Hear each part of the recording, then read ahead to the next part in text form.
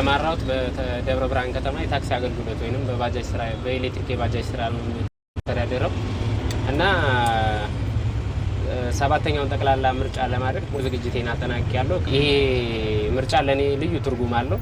አንደኛ ዲሞክራሲያዊ መብቴን ኤክሰርሳይዝ የማደርግበት ነው። ምርጫ ለሌሎች አሳልፈን የምንሰጠው እድል አይደለም። ለኢትዮጵያ ይበጃል ብዬ የማስበውን ህብረተሰቡን በትክክል ይመራል ብዬ የማስበውን መንግስት ፓርቲ ለመምረጥ ዝግጅት አድርጌያለሁ።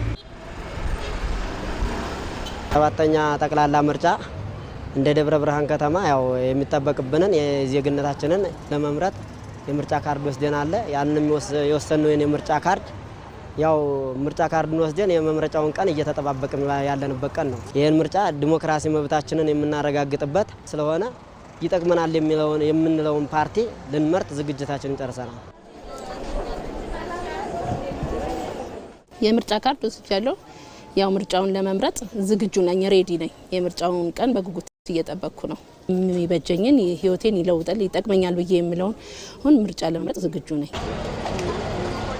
ለመጀመሪያ ጊዜ ነው የምርጫ ካርድ ሳወጣ። እስከዛሬ በቤተሰቦቼ በመረጡት ወይም ሌላ ሰው በመረጠው